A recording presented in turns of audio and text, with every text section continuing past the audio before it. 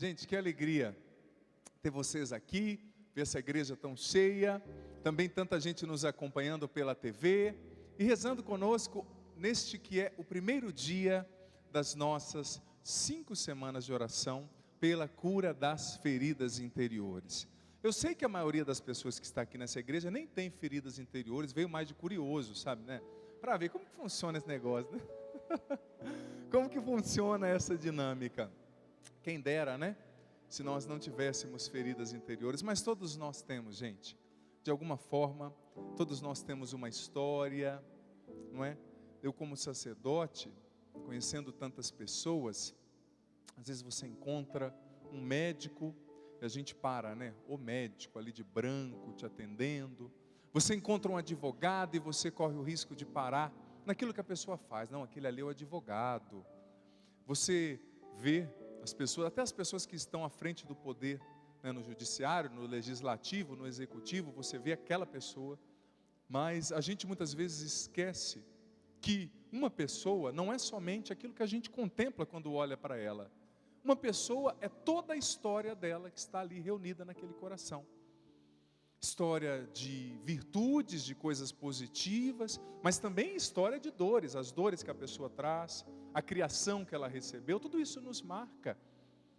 O jeito que você foi criado, a educação que você recebeu, o afeto que você recebeu ou deixou de receber, tudo isso marca você, positiva ou negativamente, e é uma carga que você leva pela tua vida. E muitas vezes, atrás do médico, atrás do padre, atrás do advogado, atrás do servidor público, atrás do motorista de ônibus, por trás, tem uma pessoa.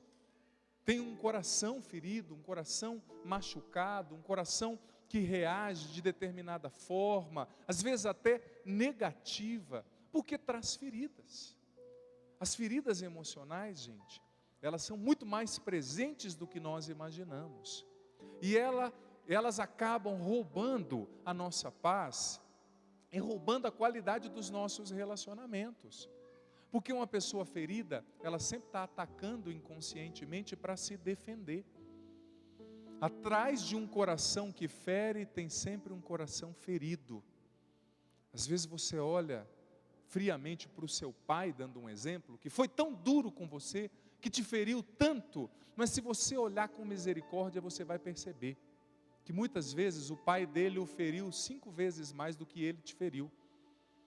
A história do teu pai também não foi fácil.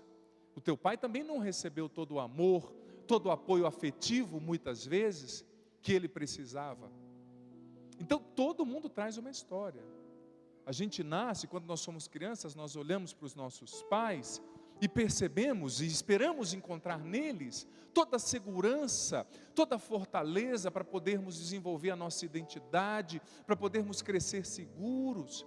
Mas nós esquecemos que o pai não é um super-herói, a mãe não é uma heroína, ela também tem uma história de feridas. A tua mãe também teve as feridas dela, as feridas na criação, quem sabe ela foi criada sem afeto, o que estraga, mas também, quem sabe até com excesso de afeto, o que estraga também. O amor precisa ser vivido no equilíbrio, porque você cria uma pessoa também mimada, ensimesmada, você estraga a pessoa depois para enfrentar a vida, ela nunca vai conseguir, nunca não, claro, Deus pode transformar, a pessoa pode amadurecer, mas ela vai ter dificuldade para enfrentar a vida, para lidar com os nãos que a existência em alguns momentos vai lhe oferecer. Não se esqueça disso, filho, filha. Antes de olhar para a tua mãe, antes de olhar para o teu pai, entenda que atrás do pai no qual você busca segurança, tem também um coração, quem sabe um coração de menino ferido, lá, porque lá na história dele, ele não recebeu todo o amor que ele precisava, o apoio que ele precisava. Por trás da tua mãe também, muitas vezes, existe uma menina ferida, feridas até do casamento dela, do relacionamento dela com teu pai, situações nas quais a tua mãe não se sentiu amada, apoiada, compreendida. Gente, se você olhar com sinceridade, você vai perceber que muitas vezes as nossas mães não engoliram sapos para poder nos criar bem. Elas engoliram uma tourada inteira, não é? Quantas mães hoje a gente vê, né? Eu tenho uma amiga que me falou assim: ai, padre, eu só entendi a minha mãe depois que eu virei mãe. Não é? Ela me dizendo, essa minha amiga: eu sou mãe, mas eu não tenho todas as respostas. Meu filho nasceu, não quer saber se eu tenho as respostas ou não tenho, ele precisa de mim. Eu chego em casa cansada. Essa minha amiga trabalha na educação, não é? Depois de um dia inteiro numa escola, e o meu filho está ali querendo a minha atenção, e ele não quer saber se um diretor brigou comigo, se um pai me xingou. Ele está ali e precisa do meu afeto. Não é fácil ser pai e mãe. Mas essa minha amiga me dizia: eu entendo muito a minha mãe hoje, e eu entendo as lutas que a minha mãe viveu. Minha mãe não tinha todas as respostas, a minha mãe não sabia tudo, a minha mãe não era tão forte como eu pensava. E às vezes a gente acaba exigindo dos outros tanto, né, gente? Infelizmente nós somos muitas vezes cruéis. Por isso que a igreja sabiamente, neste ano, pediu para que nós refletíssemos, vivêssemos esse ano da misericórdia. Nós precisamos ter misericórdia para olhar para as pessoas. Você precisa ter misericórdia, você aqui, você em casa, para olhar para o teu pai, para olhar para a tua mãe. Às vezes nós achamos, tem um outro amigo também que trabalha na educação, que ele fala assim: ai, padre, às vezes eu fico com a raiva daqueles alunos, bagunceiros, sem educação, mas quando tem reunião de pai eu me consolo, porque daí eu conheço o pai e a mãe. Eu falei: esse menino saiu bem demais, está bom demais, comparado ao pai e à mãe, esse é um anjo, não é? Porque às vezes, eu estou dizendo isso para você olhar para o teu pai. Às vezes você pode achar: o meu pai é muito difícil, mas olha para o pai dele, ou para a história dele. Às vezes, não, é claro, não estou dizendo que é sempre assim, mas às vezes o teu pai, meu amigo, foi criado à base de pancada, foi criado numa situação muito inóspita, difícil, e ele dá o que tem, às vezes o que não tem, para tentar te fazer feliz. Só que, gente, o que mais estraga o amor é o processo de exigência. A gente muitas vezes não sabe amar com liberdade. A gente entra num relacionamento já pensando: o que eu vou ganhar? O que eu vou sugar dessa pessoa? O que essa pessoa vai me dar em troca? A gente não sabe amar com liberdade, com doação, com um coração íntegro, sincero. A gente exige demais. E por que muitas vezes a gente exige também? Duas gêneses. A primeira é a imaturidade. A gente acha que o mundo gira em torno do nosso umbigo. E a segunda são as feridas interiores. Tantas feridas interiores que fazem com que você exija o amor do outro. Mas no fundo, não é o outro que vai poder resolver o teu problema. É Deus, com o amor infinito dele, unicamente Deus, que vai poder curar o teu coração e preencher esse vazio de afeto. Somente Deus. Gente, mas refletindo sobre tudo isso, no último livro que eu escrevi, Conquistando a Liberdade Interior, o título do livro é Conquistando a Liberdade Interior. O subtítulo é Curar as Raízes da própria história. Curar as raízes da própria história. Eu escrevi esse livro porque quando eu me preparava para isso, eu rezava. A gente não escreve o livro assim, né, de uma hora para outra. Antes de escrever o livro, eu rezei por cada pessoa que ia ler esse livro. E pedi a Deus para que me mostrasse o que essas pessoas, esses irmãos, precisariam ouvir, encontrar naquela literatura. E Deus me dizia, falava ao meu coração, me mostrando sempre a analogia, a dinâmica de uma árvore. Eu sempre gosto de usar esse exemplo. Gente, quando você olha uma árvore, o que você procura quando você encontra uma árvore?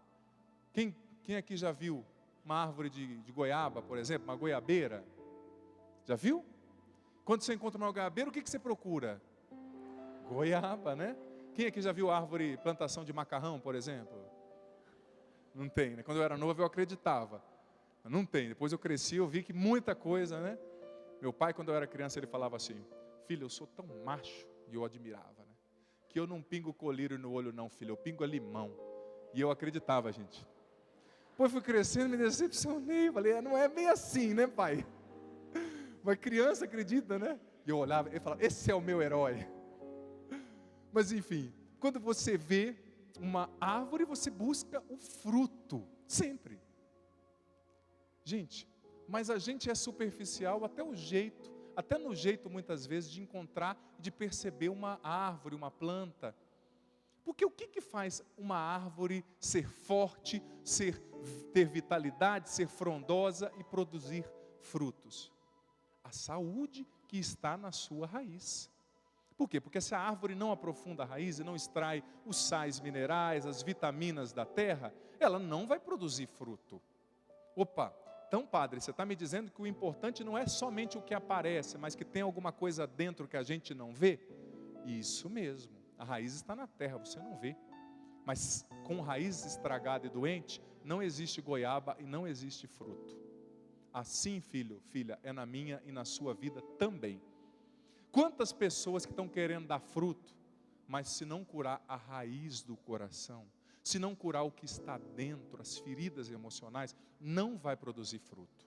Vai rodar, rodar, rodar, você vai procurar fruto. E duro que essas pessoas às vezes até ficam oferecendo, tem uma goiaba aqui, vem aqui meu amigo, mas você não acha nada. Por quê? Porque começa na raiz. Se você não trabalha o teu interior, filho, filha, você não vai ter vitalidade, não vai produzir fruto para você, para a tua família, não vai produzir fruto de felicidade. Mas pena que nós somos superficiais e a gente só quer cuidar do galho, só quer cuidar do tronco. Ai, padre, meu tronco está sarado, padre. Pode estar sarado, mas a alma, meu amigo, muitas vezes está estragada, né? Então é preciso adubar a raiz, para que todo o restante produza fruto. Repita comigo: uma árvore forte e feliz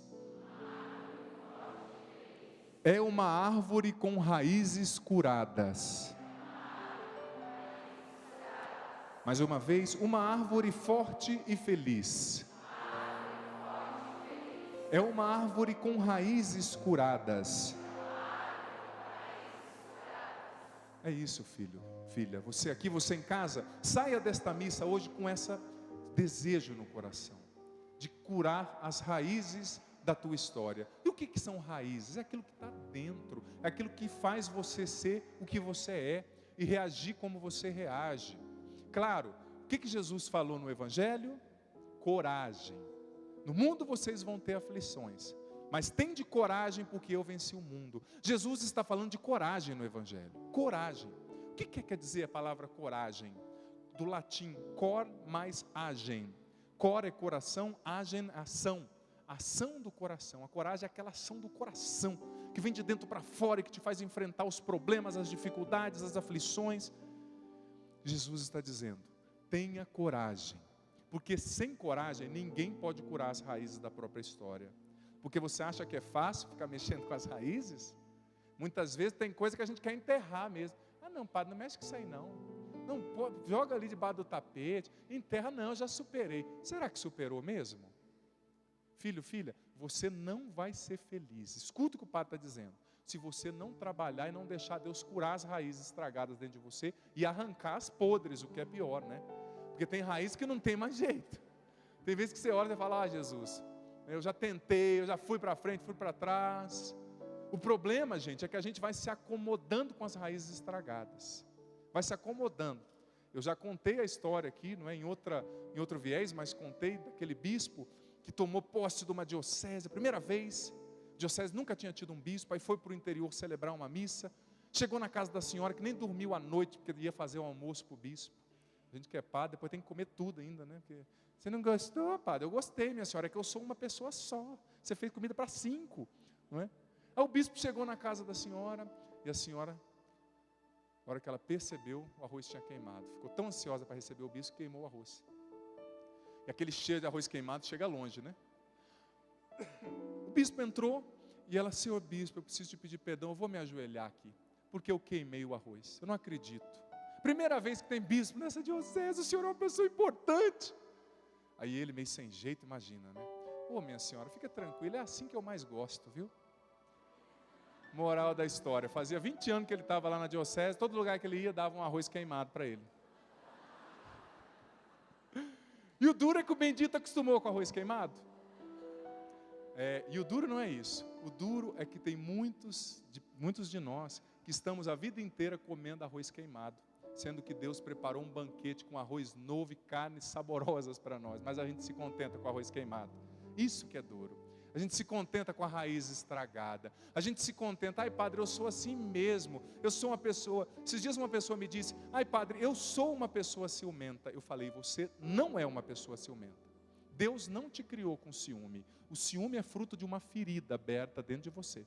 Ou uma ferida de rejeição, ou uma ferida de medo de perder o outro, ou uma ferida que está na tua história pregressa, não sei, uma falta de amor, então por esse medo de perder você sufoca. Você não é, Deus não te criou com ciúme, não é costume comer arroz estragado, queimado não, porque Deus não te criou com esse arroz, isso não faz parte de você. Só que a gente vai acomodando, gente, é assim mesmo, não é assim mesmo não. Declare guerra às suas feridas emocionais, porque Deus te criou para ser livre, não escravo das vozes autodestrutivas das suas feridas, dos seus apegos, das ausências que ficaram dentro de você. Pois bem, Jesus está falando de coragem. E qual é a realidade diretamente antagônica à coragem? O que é oposto à coragem? Está com medo de falar medo? O medo. Gente, eu estava esses dias lendo sobre essa realidade do medo, e eu cheguei a conclusões que muito óbvias, mas que às vezes a gente não percebe. Você sabia que grande parte do marketing moderno é estruturado a partir do medo? O medo é muito rentável. Você sabia disso? Eu vi isso numa pesquisa da revista super interessante, edição 331 de abril de 2014. O medo é profundamente rentável. Por exemplo, muitos políticos se elegem a partir do medo do eleitor. Se você não votar em mim, eu vou tirar aquele benefício lá, viu? Se você não votar em mim, vai acabar o emprego. Olha, se você não votar em mim, tudo bem, eu não quero dizer, mas mentiram para nós, né? Disseram para nós que pior do que estava não ficava, mas ficou, né? Disseram ainda, pior do que está não fica, mas ficou. Então isso foi uma mentira. Mas enfim, muitos políticos, dizia essa entrevista, se elegem a partir do medo. E não só isso. Muitos biólogos, muitas vezes, eles conseguem patrocínios para desenvolver a sua vacina a partir do medo que eles geram, falando, olha, se não desenvolver essa vacina, vai ter... Não estou dizendo que isso acontece sempre, viu? E está lá, isso foi a entrevista. Não quero ofender nenhum profissional da área. Mas a entrevista dizia que muitos biólogos, às vezes, eles conseguem recursos para financiar a pesquisa, dizendo, olha, essa pesquisa, se a gente não desenvolver essa vacina, vai ter uma doença letal, vai matar todo mundo. Não é? E muitas vezes os jornalistas, com todo respeito também à classe, mas o que mais dá lucro para o jornalismo, gente? É catástrofe. Quando acontece aquela catástrofe, eu estava vendo nos Estados Unidos, quando aconteceu o atentado de 11 de setembro de 2011, a mídia ficou mostrando sempre aquela imagem dos aviões batendo nas torres gêmeas, as torres caindo, e aquilo foi gerando um medo, não é? E o medo ele é contagioso, essa entrevista dizia, porque o medo ele atinge o sistema límbico do cérebro, sobretudo a amígdala, onde não tem, é o lugar dos instintos, né? Não tem aquela capacidade racional, é a memória instintiva. Então o medo vai contaminando, e todo mundo vai criando aquele medo. Essa pesquisa nos Estados Unidos dizia que as pessoas ficaram com tanto medo e deixaram de andar de avião. E querendo ou não, o avião ainda é muito mais seguro, né? E o número de acidentes de carro naquele ano quase duplicou nos Estados Unidos, dizia a pesquisa. Porque as pessoas com medo de avião, por causa das imagens que viam, começaram a andar de carro. E o carro é mais perigoso, infelizmente, né? Porque o carro depende de mim, que às vezes estou com sono, que às vezes estou cansado, depende do outro condutor, depende de uma série de fatores, às vezes um cachorro que entra na frente, que te tira a atenção, você acaba batendo, tanta coisa, né? Colisões frontais, laterais, enfim. Mas o medo, gente, ele é muito bem explorado. Por quê? Presta atenção. As pessoas descobriram, o marketing moderno descobriu tanto isso, porque quantos políticos nossos não começaram apresentando esses programas pinga-sangue de dia de semana à tarde? Quantas pessoas não atingem picos na audiência na nossa TV aberta no Brasil, mostrando só, me perdoe a palavra, desgraça, assassinato e morte? Isso, dizia a pesquisa, vai atingindo direto o seu sistema límbico, a sua amígdala, onde a amígdala é que detona ali a explosão de adrenalina que é própria do medo. E você vai vendo aquelas imagens, vai sendo estimulado sensitivamente, visualmente, pelaquela violência. Os jornalistas vão ganhando dinheiro a partir da exploração do medo, fazendo você ter medo da violência. E parece que é uma coisa, né? Essa entrevista dizia, essa pesquisa, que o medo chama atenção.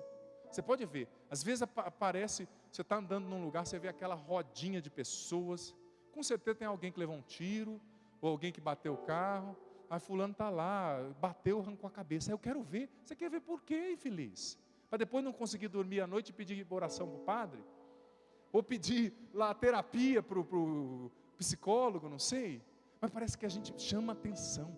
O medo, ele chama atenção, gente, porque ele age justamente nessa área do cérebro que independe dos raciocínios, independe você não faz um crivo ali, você está recebendo aquilo vai estimulando você. Então o medo é rentável. Por que as pessoas malham hoje em dia, gente? Eu desconfio que as pessoas malham nem tanto para ter saúde, mas por medo de não serem aceitas na sociedade, por não terem um corpo tão bonito. Por que as pessoas muitas vezes compram determinada roupa? Não é nem porque gosta daquela cor, mas é um medo de não ser incluído no contexto social, de não ser aceito na tribo. E por que se gasta tantas vezes com carro? Porque aquele carro vai me dar tal status. Porque quando eu for levar o meu filho na escola com aquele carro, ele não vai ter vergonha dos amiguinhos dele. Tudo é pautado no medo, o medo de ser excluído. Gente, nós nunca estivemos tão conectados às pessoas como estamos atualmente, e nunca sentimos tanto medo de sermos rejeitados como sentimos atualmente. Presta atenção. A gente muitas vezes se sente rejeitado quando nossos amigos não curtem aquilo que a gente posta na internet, quando não nos chamam para um bate-papo no online ali do Facebook ou de outra mídia social. O medo é muito explorado. E essa pesquisa da revista super interessante que eu citei, ela chegou à terrível conclusão que a nossa geração, a minha, eu tenho 33 anos, vou fazer 34, essa geração que está aqui agora, nós sentimos 10 vezes mais medo do que a geração dos nossos pais. Você acredita nisso? E medos às vezes irracionais. Foi feita uma pesquisa com os brasileiros de quais coisas eles têm mais medo. 71% tinha mais medo de morrer de AIDS, 54% mais medo de morrer de acidente, e morrer de diabetes nem apareceu na pesquisa. Contudo, essa pesquisa constatou que só 12 mil pessoas por ano morrem de AIDS, 45 de acidente e 54 mil de diabetes. É a que mais mata. Só que não passa na televisão sempre, né? Alguém morrendo de diabetes, mas passa alguém batendo o carro. E eu não estou falando que o nosso trânsito é seguro, não. O que eu estou falando é que muitas vezes a mídia faz o mundo ser mais violento, parecer mais violento do que é. Esses dias eu estava em Natal, pregando um retiro, e eu fui fazer a dedicatória nos meus livros, aí chegou uma mãe com seu filho, seu gurizinho, de uns 8 anos, olhou para mim e falou assim: benção, padre. Falei: Deus te abençoe, meu filho. Ele falou: onde você mora? Aquele sotaque bem bonito, forte de Natal. Falei: eu moro em São Paulo, filho. Sabe o que ele me disse? Você já levou um tiro? Eu falei: meu amigo, a nossa cidade está conceituada, viu, gente? Gente, eu vou ser sincero, estou aqui há 4 anos e meio em São Paulo, né? Eu completo 5 anos de padre agora em julho, e desses 5 anos, 4 e meio vividos aqui em São Paulo. E eu nunca nem vi um assalto em São Paulo, nunca nem vi. Não que não exista. Claro, eu também não fico andando nas baladas da vida, não fico andando de madrugada nas quebradas, né, mano? Tá ligado, mano? Não fico, né? Não fico dando sopa. Mas eu nunca nem vi. Eu sei que acontece, muitos aqui podem já ter sido assaltados, mas não é também tudo isso, né, gente? Não é também tudo isso. Mas como diz o ditado, faz mais barulho uma árvore só que cai do que a floresta inteira que cresce. Padre, uma árvore caiu. Caiu sim, filho, mas a floresta não deixou de crescer porque uma árvore caiu. A floresta inteira continua crescendo. Inteira. Você já viu sair manchete no jornal? Professor do ensino médio do município de São Paulo acordou às 4 da manhã, saiu de Itaém Paulista, pegou 2 ônibus, 2 trens, um metrô e deu aula o dia inteiro com amor e dedicação para os seus alunos? Nunca. Mas se um dia acontece uma confusão na escola, nossa, fica a semana inteira. Aluno mata professor distrata aluno, diretor não faz isso. Gente, parece que o bem não dá ibope. Isso por culpa minha e sua também. A partir do momento que eu e você desligarmos a televisão, quando a desgraça e o sangue começar a aparecer, eles vão mudar essa programação e colocar coisa mais decente para a gente assistir. Mas infelizmente, perdoe a sinceridade, Infelizmente parece que a gente gosta, né? Como a própria pesquisa disse, existe uma explicação também, tanto quanto científica, né? Que esses conteúdos que geram medo, eles chamam a atenção, eles prendem justamente por atingir a amígdala e gerar aquela descarga de adrenalina que vem também, não é, com um hormônio que causa prazer, não é? A descarga também de prazer. Mas gente, essa pesquisa da super interessante que o padre disse, também constatou que hoje mais de 20% da população mundial sofre com doenças relacionadas ao medo. Pessoas com medo, gente. As pessoas estão medrosas, as pessoas estão escutando a voz do medo sempre. E você sabe o que o medo é especialista em fazer? Sabe qual é a especialidade do medo? Roubar sonhos. Ele rouba os sonhos de quem fica escutando a sua voz. O medo é uma ferida emocional. E ele é gerado por outras feridas emocionais e gera também feridas emocionais. Só que nós vamos, infelizmente, ouvindo a voz do medo e deixando que essa voz do medo roube os nossos sonhos, deixando que essa voz do medo nos deixe sempre na defensiva. Muitas vezes a gente não ousa na vida porque a gente tem medo, a gente não dá um passo além. Deus preparou coisas tão grandes, tão especiais para você, para mim, mas muitas vezes a gente não alcança porque a gente fica com medo, a gente fica como uma águia de galinheiro. Você conhece essa história da águia que se perdeu do seu bando? Disse isso em Belo Horizonte há poucos dias, e foi achada por uma galinha muito caridosa que criou a águia. Você já ouviu essa história? Com certeza. E a águia cresceu desajeitada com aquela zona no meio do galinheiro, cada virada derrubava um pintinho, batia em todo mundo. Quando chegou na adolescência, perto da sua primeira menstruação, a águia entrou em crise. Ela olhou para o céu, sabe que adolescente não é fácil, né? A águia olhou para o céu e começou a questionar: mãe, eu estou vendo aquela ave voando lá alto, que era outra águia voando, a águia é a ave que voa mais alto, não é, de todas as aves. E a águia questionou: mãe, eu estou vendo aquela ave lá, um dia eu quero voar igual aquela ave, mãe. E a mãe, num acesso de incentivo, um momento forte de apoio à sua filha, sabe o que ela disse? Deixa de ser besta, você é uma galinha. Incentivou demais, sabe? E aquela águia, o que é pior, viveu a vida inteira ciscando no galinheiro e morreu como uma galinha. Meu filho, se você escutar a voz do medo a vida inteira, você nunca vai despertar a águia que existe dentro de você. Deus te criou para ser águia, não uma galinha que cisca a vida inteira. Deus te quer voando mais alto. Não escute a voz do medo, escute a voz de Deus. O medo é especialista em roubar os nossos sonhos, roubar a nossa espontaneidade, a nossa ousadia. E nós temos motivos para ter medo. Não é à toa que hoje em dia nós temos 10 vezes mais medo do que a geração dos nossos pais, né? Tem gente que, se você for ficar paranoico, você pode pensar assim: acordei, escovei o dente, coloquei a roupa, eu vou sair de casa. Ai, mas hoje, se eu for de carro, eu posso bater o meu carro, ou posso cair no Tietê, ou posso ser arrastado por uma enchente. Se você for ficar neurótico, né? Ai, mas alguém pode me empurrar no metrô, posso ser roubado na rua, pode me matar. A hora que eu sair de casa, a minha geladeira pode ter um curto, pode pegar fogo na minha casa. Ai, será que eu esqueci de fechar a porta da casa? Alguém vai entrar, vai roubar. Meu Deus do céu, eu estou tomando muito sol, vou morrer de câncer. Ai, essa dor na cabeça deve ser um câncer. Tem gente que é paranoico, né? Ai, não acredito. O aquecimento global está muito forte, vamos morrer todo mundo queimado. Você tem muito que separar para encanar e ficar vendo aí os jornalzinhos de sangue do dia de semana à tarde, meu amigo. Você não vive mais. Ai, meu Deus do céu, o que está acontecendo comigo? Ai, todo mundo vai morrer, pá, tem muito agrotóxico no tomate, nós vamos morrer. Você vai morrer mesmo, viu, um dia, tá? Mas não é assim também, né? Calma. Mas a gente vai escutando a voz do medo, o medo vai roubando a nossa espontaneidade, vai deixando a gente escravo. É como se existisse uma voz interior dentro de você. Voz interior dentro de você, é claro, né? Redundância. Uma voz interior. O bom é que o padre erra e ele mesmo já ri dele, né? Pronto, já percebi, já ri. Mas o medo faz essa vozinha ficar falando dentro de você.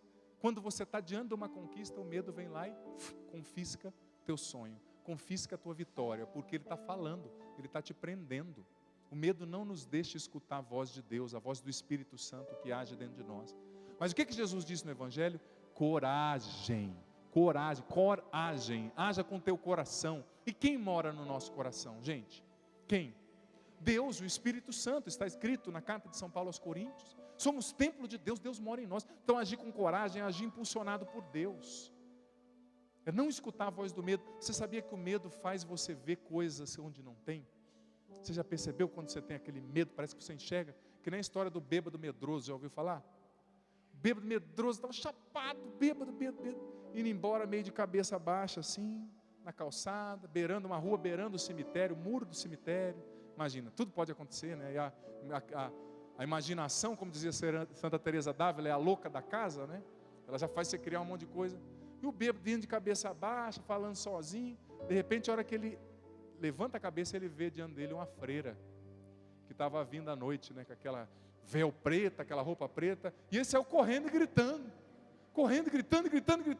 Aí outro amigo dele, bêbado lá na frente, encontrou. O que foi, meu amigo? O que foi? Você não tem noção, ele vai me pegar. Quem? Eu vi o Batman. Ele vai me pegar. Eu via muito essa história. Você nunca ouviu essa história, não? O cara chapado e com medo, viu o Batman, viu a freira com aquele véu, né? Achou que era o Batman. Não é? O medo faz você ver o que não existe. Quando você escuta a voz do medo, você deixa de ter racionalidade para avaliar as coisas, gente. Existem medos irracionais. Por exemplo, tem pessoas que têm medo de chegar perto de uma usina nuclear, mas fica se expondo ao sol, à radiação solar, um tempão do dia. Você sabia que por ano, uns 2 anos atrás, eu não sei a estatística do ano passado, mas se eu não me engano, em 2013, 2014, foram 120 mil pessoas aproximadamente que morreram com câncer, que tiveram câncer de pele no Brasil. 120 mil pessoas. Mas os medos são irracionais. Você vai encanando, você vai travando, não vai escutando a voz de Deus, porque você escuta a voz do medo. É preciso ter coragem para questionar o medo. Tem medos que você enfrenta, que você vence, aliás, enfrentando. Por exemplo, quando você que tem um medo de dirigir, não tem como você dormir hoje, fazer uma oração e amanhã acordar totalmente sem o medo de dirigir. Você vai ter que dirigir. Claro, pega o carro aos domingos, um dia que não tem muito trânsito, com uma pessoa legal do lado também, porque se for um mala que fica te colocando mais medo ainda, né? Ou fica nervoso porque você engatou errado, pelo amor de Deus. Tem mala pra caramba por aí, né? Com alça e sem. Pegue uma pessoa da sua confiança, mas vá no domingo, enfrente o teu medo, enfrente nas pequenas coisas. Existe até um tratamento que alguns psicólogos nos Estados Unidos já estão realizando, que se chama de dessensibilização, a tradução é mais ou menos essa. Por exemplo, a pessoa que tem muito medo de aranha, pouco a pouco os psicólogos vão colocando ela diante de uma imagem de uma aranha. É aquele susto, aquele pampeiro.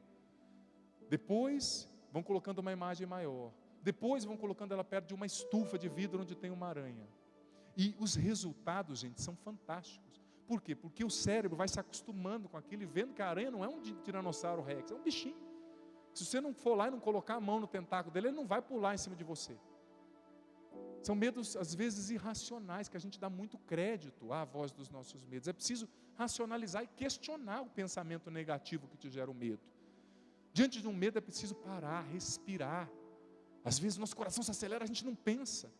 Questione os seus medos. Segunda coisa, tenho pouco tempo, mas eu quero ver se eu consigo adentrar também. Um segundo ponto que é importante nós enfrentarmos para vivermos a coragem que Deus quer nos dar. Sabe uma outra coisa que rouba a nossa coragem? Que é também fruto de muitas feridas emocionais? O desânimo. O desânimo. Eu quero ler aqui, a partir do livro Conquistando a Liberdade Interior. Eu vou usar o livro Conquistando a Liberdade Interior e as suas orações, tem várias orações aqui, como roteiro para essas nossas 5 semanas. O desânimo, preste atenção, geralmente nasce de algum fato ou de um conjunto de acontecimentos que afetam a nossa motivação. Por atingir em cheio a nossa capacidade de nos motivar, o desânimo comumente provoca uma diminuição no rendimento e na produtividade em várias áreas da nossa vida, tanto no campo profissional, como no relacional, intelectual e espiritual. O desânimo, ele afeta a nossa produtividade. E o que eu quero enfatizar disso, que eu acabei de ler aqui na página 67, é que o desânimo, geralmente, ele nasce de um fator, ou de um grupo de acontecimentos que afetam a nossa capacidade de se motivar. Ou seja, essa crise financeira que a gente está vivendo, desemprego. Gente, interessante é que uma crise chama a outra. Por exemplo, o rapaz começou a ganhar mal lá no trabalho, ou ficou desempregado. Aí começa a ficar insatisfeito. Aí vai para casa, acaba esse desânimo contaminando o seu relacionamento com a sua esposa, que por sua vez vai perdendo a paciência com ele, e os dois começam a brigar. Aí por isso o bendito começa a beber, começa a gastar um dinheiro que não tem com bebida e ficar viciado. Aí o filho começa a perceber que o clima está pesado em casa, começa a sair demais. Uma crise gera outra, e o desânimo, gente, ele é o pai da tristeza, ele é o pai da derrota. Quando o desânimo toma conta do nosso coração, a gente não consegue ver mais possibilidade, a gente não enxerga mais a vitória. Na página 68 agora, a intensidade da nossa motivação ou desmotivação estará diretamente relacionada ao progresso que nós vamos ter ou não vamos ter na vida. Uma pessoa desmotivada, desanimada, desiste mesmo antes de tentar e acaba desperdiçando inúmeras oportunidades.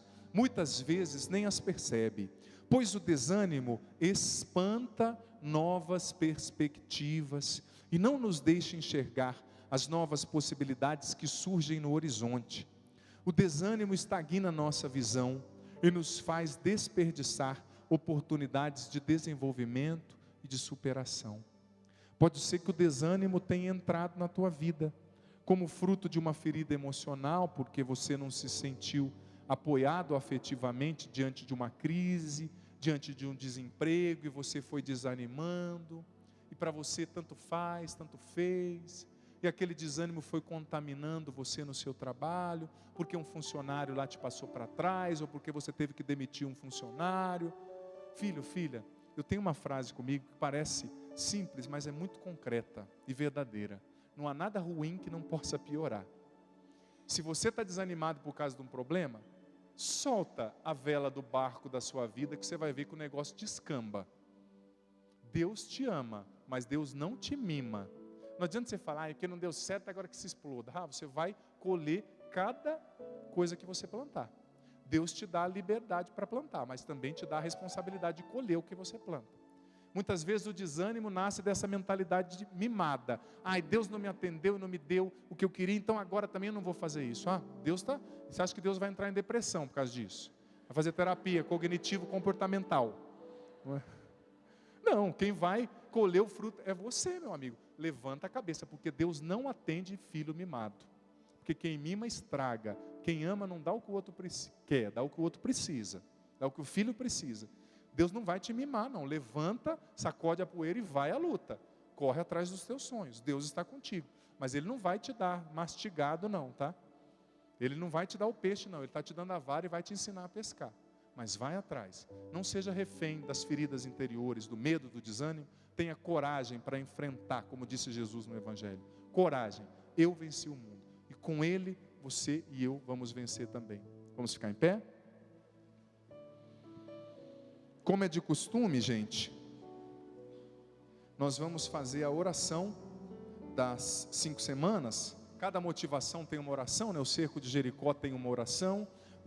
As 9 semanas de oração pela restauração das famílias que nós fazemos aqui na Canção Nova em São Paulo, em julho, tem a sua oração. E eu compus também uma oração para essas 5 semanas de oração para essas 5 semanas de oração, aliás, pela cura das feridas emocionais.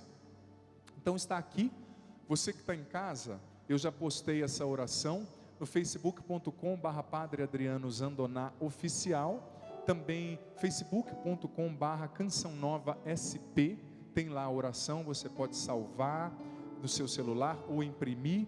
O importante é que nós rezemos todos os dias. Nós vamos fazer juntos essa oração, você que está aqui na igreja recebeu na entrada, depois quem está em casa vai pegar também nas redes sociais da Canção Nova, também no saopaulo.cançãonova.com você acha essa oração. Vamos rezar juntos. E eu vou te dizer uma última coisa que me vem ao coração. Por mais que você esteja passando por problemas, viu? Você aqui, você em casa, problemas na empresa, problemas em casa, saiba de uma coisa, esses problemas vão passar. A crise que nós estamos vivendo vai passar. Não deixa o medo roubar a tua energia e prostrar o teu coração, não. Olha para Deus, escuta o Espírito Santo. que mora no teu coração. E não se deixe dominar pelos tigres de papel que os medos nos impõem. Vamos rezar juntos. Senhor, Tu me conheces e sabes dos meus segredos mais profundos. Peço-te com confiança que o Senhor me cure profundamente e que preencha todos os vazios em mim. Cure as raízes estragadas em mim. Se não me sinto amado e acolhido, se me sinto rejeitado, inferior, culpado, se trago medos e desamor em meu interior, se me sinto indigno de ser amado e valorizado, se me sinto sozinho e infeliz, se existem raízes de tristeza e desânimo dentro de mim, eu te suplico, Jesus, cura-me neste momento em todas essas feridas, cura-me profundamente pelo poder do teu amor e pela ação do teu Espírito. Sei que o Senhor me ama e valoriza, mesmo quando não sou capaz de acertar. Cura-me das consequências das más escolhas que eu fiz.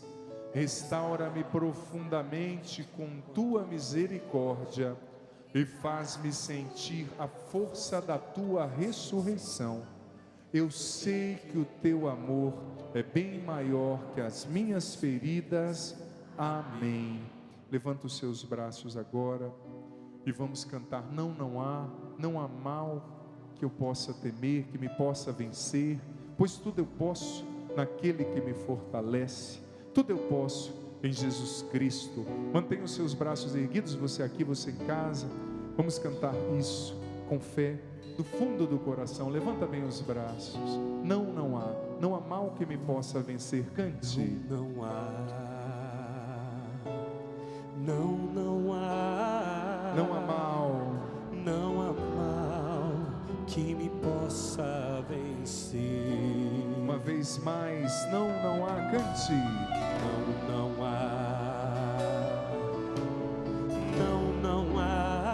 Não há mal que me possa vencer. Não há mal que me possa vencer. Pois tudo posso naquele que me fortalece. Pois tudo posso naquele que me fortalece. Tudo posso em Jesus Cristo. Tudo posso em Jesus Cristo. Mais forte, pois tudo posso. Pois tudo posso naquele que me fortalece. Tudo posso em Jesus Cristo. Nenhum problema, Nem meus pecados poderão me afastar do amor de Deus. Poderão me afastar do amor de Deus. Nenhum problema, nem meus pecados, cante. Nenhum problema, nem meus pecados Poderão me afastar do amor de Deus. Poderão me afastar do Erga amor bem os braços. de Deus. Deus é maior que tudo que me acontece. Deus é maior que tudo que me acontece. Deus é grande, supremo Rei. Deus é maior que tudo que me acontece. Deus é maior que tudo que me Deus é grande, acontece. supremo Rei. Deus é grande, supremo Só você. Deus é maior que tudo que me Deus acontece. é Mais forte. Deus é grande, supremo Rei. Canta para você, para os seus problemas. Deus é maior que tudo que me acontece. Deus é grande, supremo Rei.